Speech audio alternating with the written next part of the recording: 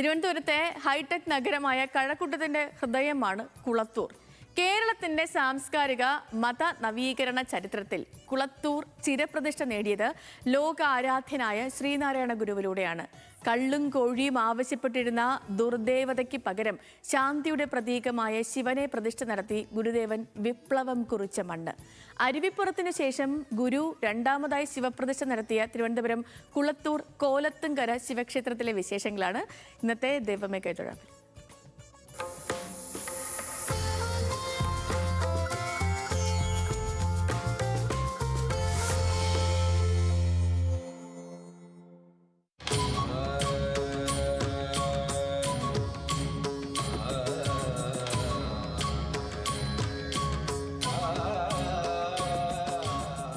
ചെമ്പഴന്തി വയൽവാരം വീട്ടിൽ ജനിച്ച ഗുരുദേവന് സമാധി വരെയും ഏറെ പ്രിയപ്പെട്ട നാടായിരുന്നു കുളത്തൂർ.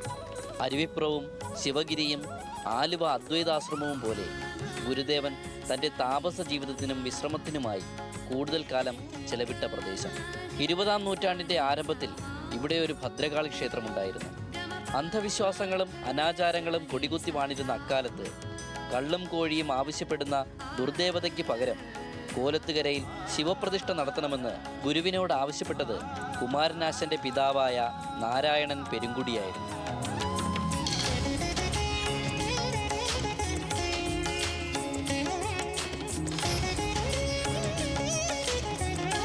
കൊല്ലവർഷം 1068 മീനമാസത്തിലെ തിരുവാതിര നാളിൽ സവർണ മേധാവിത്വത്തെ ചോദ്യം ചെയ്തുകൊണ്ട് ഗുരു കുളത്തൂരിൽ ശിവപ്രതിഷ്ഠ നടത്തി.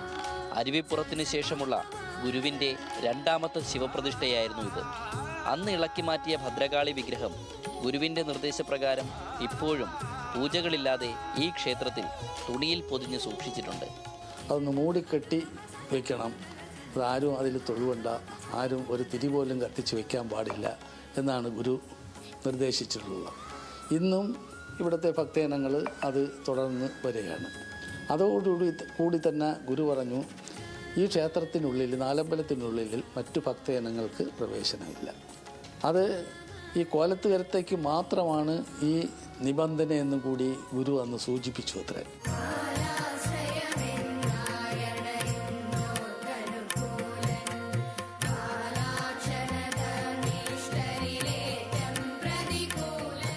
കോലത്തുകരയിലെ ശിവനെ സ്തുതിച്ചുകൊണ്ട് ഗുരുദേവൻ രചിച്ച കൃതിയാണ് കോലത്തീരെ ശസ്തവം.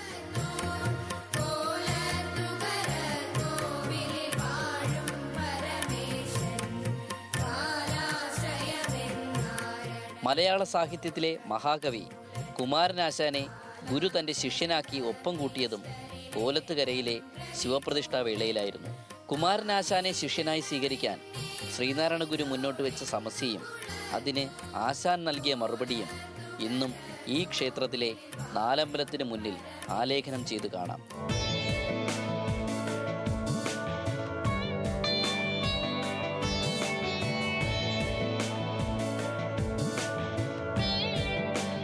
ശിവപ്രതിഷ്ഠയ്ക്ക് ശേഷം തൻ്റെ ശിഷ്യപ്രമുഖനായ ശിവലിംഗദാസ സ്വാമിയെ ഗുരു കുളത്തൂരിൽ താമസിപ്പിച്ചു. അദ്ദേഹം ഇവിടെ നടത്തിവന്ന വിദ്യാഭ്യാസ പ്രവർത്തനങ്ങളാണ് പിന്നീട് ഇന്നത്തെ Kulathoor Kolathukara government higher secondary സ്കൂളായി പടർന്നു പന്തലിച്ചത്. ഗുരുദേവൻ കുളത്തൂരിലെത്തുമ്പോൾ വിശ്രമിച്ചിരുന്ന ആശ്രമത്തിൽ അദ്ദേഹം ഉപയോഗിച്ചിരുന്ന കട്ടിൽ, കസേര, വടി, മെതിയടി എന്നിവ ഇന്നും ഭക്തിപൂർവം സൂക്ഷിച്ചു പോരുന്നു.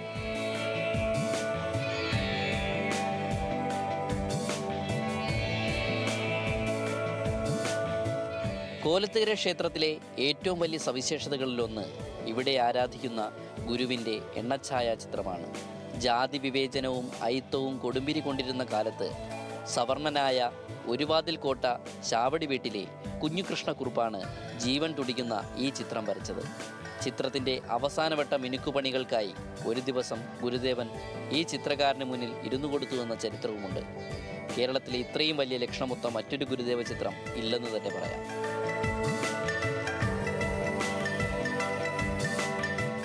അന്ധവിശ്വാസത്തിൻ്റെ ഇരുട്ടിൽ നിന്ന് അറിവിൻ്റെയും ശാന്തിയുടെയും വെളിച്ചത്തിലേക്ക് ഗുരു കൈപിടിച്ചുയർത്തിയ നാടാണ് കുളത്തൂർ. ആ നവോത്ഥാന ചരിത്രത്തിൻ്റെ തിരുശേഷിപ്പാണ് കുളത്തൂർ കോലത്തുകര ശിവക്ഷേത്രം. ഈ ചരിത്രമുറങ്ങുന്ന മണ്ണിൽ നിന്ന് ക്യാമറാമാൻ രതീഷ് കട്ടയിലേക്കൊപ്പം അനിരു അശോകൻ, ന്യൂസ് മലയാളം, തിരുവനന്തപുരം.